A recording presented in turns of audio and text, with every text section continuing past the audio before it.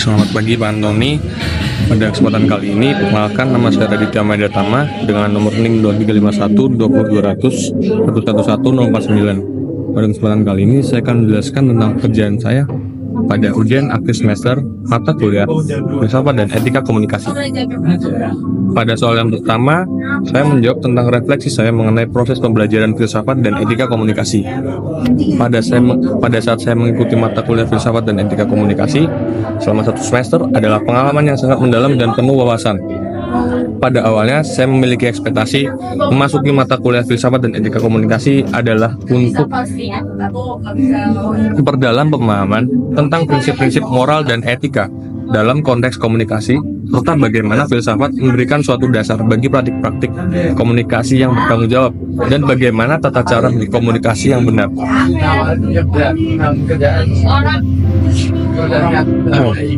Selanjutnya, pada pengantar filsafat dan etika pada awal semester, kami mempelajari dasar-dasar filsafat, termasuk sejarah pemikiran filosofis dan berbagai aliran filsafat utama.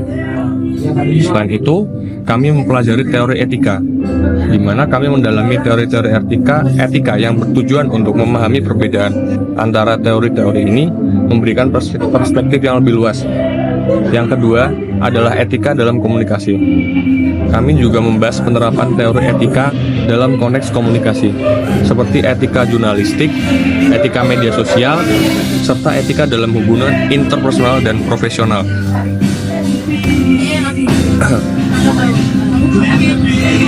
Selanjutnya, pada saat diskusi kelas, di mana terdapat diskusi antar mahasiswa dan dosen yang membahas tentang mazhab-mazhab komunikasi, sangat-sangat membantu saya dalam menambah wawasan saya terhadap teori-teori komunikasi dan terhadap mazhab-mazhab yang sudah ada.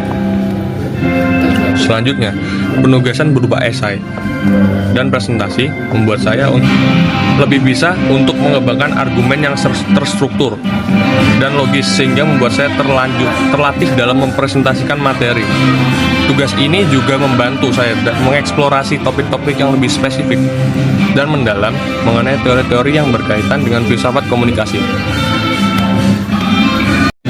Lalu pada pertanyaan kedua, saya menjelaskan tentang topik-topik seminar kelas, di mana yang pertama saya menjelaskan tentang etika komunikasi antar pribadi. Etika komunikasi antar pribadi merupakan suatu konsep yang penting dalam berinteraksi dengan orang lain. Etika komunikasi ini mengacu pada aturan-aturan atau norma-norma yang harus diperhatikan dalam berkomunikasi agar hubungan antar pribadi dapat berjalan dengan baik. Fungsi etika komunikasi tersebut yaitu kontrol, tujuan, persuasif, dan melengkapi. Selanjutnya, prinsip ilmu komunikasi terdapat 5 aspek, yaitu rasa hormat, kejujuran, kesopanan, empati, dan tanggung jawab. Lalu hambatan yang ditemukan dalam komunikasi antar pribadi menurut Sunarto adalah terdapat 3 hambatan komunikasi, yaitu hambatan mekanik, semantik, dan manusiawi. Hambatan mekanik adalah gangguan pada media komunikasi seperti gelombang magnetik radio atau jaringan internet yang membuat pesan sulit diterima oleh penerima pesan. Lalu selanjutnya, terdapat hambatan semantik.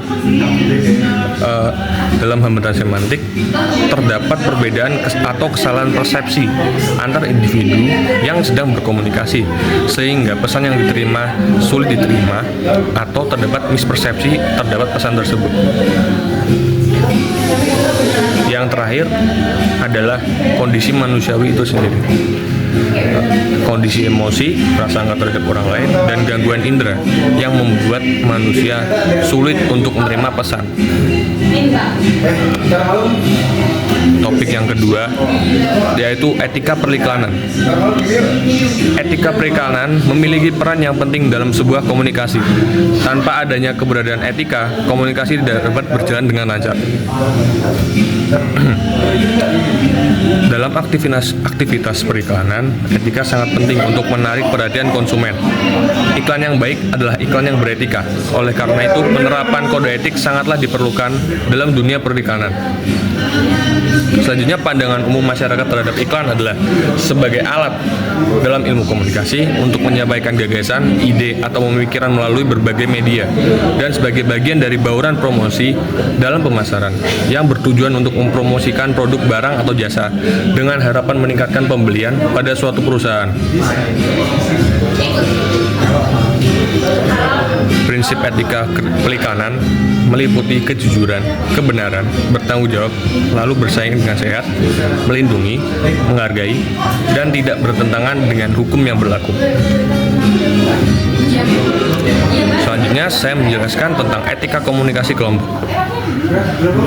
Etika komunikasi kelompok sangat penting untuk mendukung proses komunikasi yang efektif dan efisien. Salah satu bagian yang sangat penting dalam etika komunikasi kelompok adalah kehatian, yang melibatkan kemampuan komunikator untuk menilai secara menyeluruh pesan-pesan yang jelas dan yang tersembunyi, serta menghindari penerimaan atas pandangan konvensional secara otomatis dan tanpa berpikir.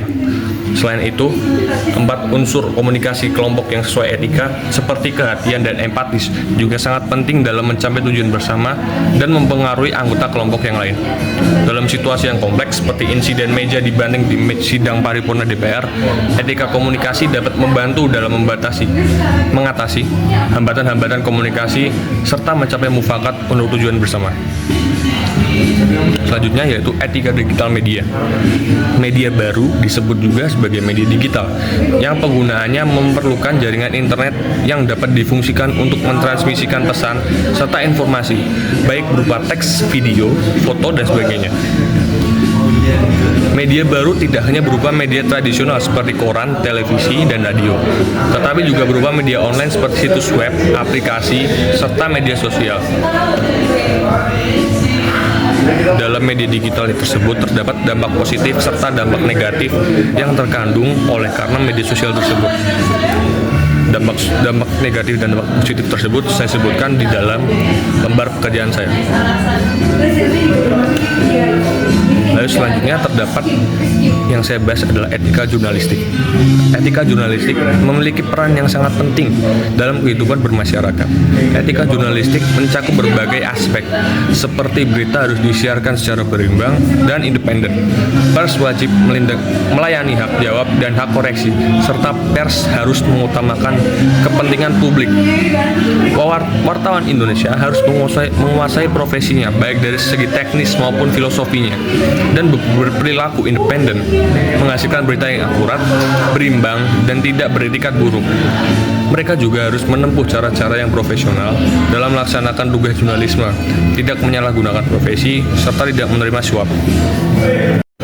Pada soal yang ketiga, yaitu saya menjelaskan 2 topik kelompok lain yang dikandung dalam tugas pasca UTS. Topik pertama, saya membahas tentang academic misconduct, yaitu kecurangan akademik dalam perspektif communication ethic atau etika komunikasi.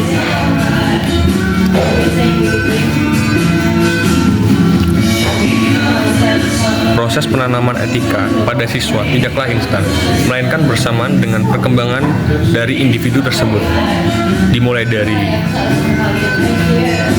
pendidikan pada keluarga, selanjutnya dilanjutkan oleh sekolah, serta dilanjutkan pada masyarakat. Faktor-faktor seperti ketidakpercayaan diri, lingkungan belajar yang buruk, dan tekanan dari lingkungan sekitar dapat menjadi pemicu bagi siswa untuk melakukan kecurangan akademik. Pentingnya pandangan etika dalam mengatasi academic misconduct tergambar dalam berbagai aspek etika yang terlibat, seperti deskriptif, metaetika, normatif, dan terapan pelanggaran akademik. Selanjutnya, etika AI juga menjadi hal penting dalam menghadapi pelanggaran yang disebabkan oleh perkembangan teknologi. Integritas akademik mencakup nilai-nilai seperti kejujuran, kepercayaan, keadilan, menghargai, tanggung jawab, dan kerendahan hati. Lembaga pendidikan perlu mengadopsi strategi penanganan yang tepat untuk mencegah dan mengatasi pelanggaran akademik, termasuk meningkatkan kesadaran akan etika akademik, mengembangkan sistem deteksi dini, membangun budaya integritas, serta melibatkan orang tua dan masyarakat dalam upaya memerangi kecurangan akademik. Yang kedua adalah adalah analisis persepsi tradisi Robert T. Craig pada masa kampanye dan debat kandidat Capres-Cawapres 2024. Pada tulisan ini membahas tentang analisis debat dan kampanye calon presiden dan wakil presiden pada pemilu tahun 2024 dengan menggunakan perspektif semiotika dan retoris. Fenomena yang terjadi ketika calon presiden nomor urut 1, Anies Baswedan, menyinggung soal oposisi dan calon presiden nomor urut 2, Prabowo Subianto, memberikan respon nonverbal yang menunjukkan ketidaksetujuan dapat dianalisis menggunakan prinsip-prinsip dalam tradisi semiotika. Ketika Anies Baswedan menyinggung ketidakmampuan Prabowo Subianto untuk bertahan sebagai oposisi, ia menggunakan bahasa sebagai tanda untuk menyampaikan kritiknya. Pernyataan seperti, sayangnya tidak semua orang tahan untuk jadi oposisi dan Prabowo tidak tahan menjadi oposisi, merupakan tanda-tanda verbal yang dimaksudkan untuk mengkritik posisi dan motivasi Prabowo dalam politik. Selanjutnya, tradisi semiotika yang berfokus pada pembahasan tanda dan simbol dapat menganalisa tindakan yang dilakukan oleh Pak Prabowo Subianto, di mana pada kejadian ini Pak Prabowo dalam merespon pendapat Anies Baswedan yaitu dengan cara melakukan tarian atau melakukan seperti gestur untuk mengolok-olok Pak Anies. Pada dua kejadian ini terdapat dua tradisi yang dapat dianalisis untuk menghubungkan dua fenomena ini. Pada soal yang terakhir, yaitu review jurnal Taylor and Francis, pada jurnal yang pertama yaitu Defining Philosophy of Communication, Difference and Identity by Ronald C. Arnett. Artikel ini menggali konsep filsafat komunikasi sebagai pendekatan penelitian kualitatif dalam bidang komunikasi yang membedakannya dengan filsafat tradisional. Hal ini menggarisbawahi pentingnya opini publik dalam membentuk dan menguji filosofi komunikasi, sekaligus menyoroti pesan bercerita dalam proses pemahaman dan penciptaan makna. Artikel tersebut membahas tentang definisi filsafat komunikasi sebagai bentuk penelitian kualitatif dalam komunikasi yang membedakannya dari filsafat tradisional. Artikel ini menekankan pentingnya opini publik dalam membentuk dan menguji filsafat komunikasi, serta menyoroti peran cerita dalam pemahaman dan pembentukan makna. Pada jurnal kedua, saya membahas tentang editorial Health Communication Ethics by Scott Gerardson. Artikel tersebut menekankan pentingnya komunikasi kesehatan yang etis, menekankan tanggung jawab komunikator kesehatan untuk memberikan informasi yang akurat dan relevan kepada masyarakat. Buku ini membahas perlunya masyarakat yang melek kesehatan dan menawarkan pedoman yang harus dipatuhi oleh komunikator kesehatan ketika komunikator tersebut menyusun cerita. Fokus utama artikel ini yaitu mengenai komunikasi kesehatan adalah pada pertimbangan etis dan tanggung jawab komunikator kesehatan dalam memberikan konfirmasi kesehatan dan medis yang akurat dan berkualitas kepada masyarakat. Selanjutnya, saya menjelaskan tentang Philosophy of Communication, Qualitative Research, Question in Action by Ronald C. Arnett.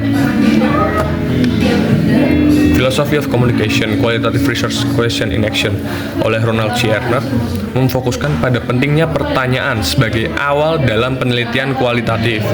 Arnett menjelaskan bahwa filsafat komunikasi sebagai penelitian kualitatif dimulai dengan pertanyaan yang berusaha memahami pengalaman dalam lingkungan komunikasi. Pertanyaan ini memungkinkan untuk memahami pengalaman dalam komunikasi dengan cara yang pragmatis dan humanis. Proses penelitian ini melibatkan 5 koordinasi kualitatif, yaitu questioning, reading, writing, editing, dan thinking and interpretation. Masing-masing koordinat ini tidak terisolasi, namun juga memiliki karakteristik yang berbeda dalam penelitian filsafat komunikasi. Pada jurnal yang keempat, saya membahas tentang Philosophy of Communication within the Narrative of Interpretive Research. Pada artikel ini dibuat oleh Susan Mancino dan Michael R. Kearney. Makalah ini menggali filosofi komunikasi Arnett dalam penelitian kualitatif, menekankan pada praktik seperti bertanya, membaca, menulis, mengedit, dan interpretasi. Pendekatan ini menghargai pengakuan atas bias dan ketidakpastian yang bertujuan untuk menjaga ruang untuk pertanyaan yang berkelanjutan dibandingkan penutupan yang pasti. Pendekatan analitik dalam penelitian komunikasi disoroti, mendorong keterlibatan publik dalam pertanyaan, teks, dan ide sambil memanfaatkan karya Ronald C. Arnold dan berhermeneutika filosofis. Lalu pada jurnal yang terakhir, saya membahas tentang Journalism, Ethics, and Levinas, Third Interruption in a World of Multiple Authors by Piotr M. Spusnar. Piotr M. Spusnar dalam jurnal ini mengembangkan teori etika jurnalisme yang berbasis pada konsep interupsi. Interupsi memberikan ruang bagi orang lain untuk berbicara, yaitu saat individu tidak dapat memiliki kontak lain kecuali melalui media berita yang dapat mengganggu kita. Teori ini berbasis pada filosofi Levinas, tetapi juga menentang beberapa asumsi kunci Levinas, seperti tanggung jawab tak terbatas terhadap lain dan imperatif etika pasif tunggal, interruption me. Dalam dunia yang dihuni oleh berbagai orang lain, sebuah bacaan dogmatik Levinas tidak dapat menciptakan komunitas interupsi yang beberapa penting bagi media berita. Oleh karena itu, ketiga yang lain-lain harus diutamakan atas lain, dan imperatif etika aktif let me interrupt harus ditambahkan. Demikian merupakan video presentasi dari penugasan ujian akhir semester saya. Atas perhatiannya saya ucapkan terima kasih.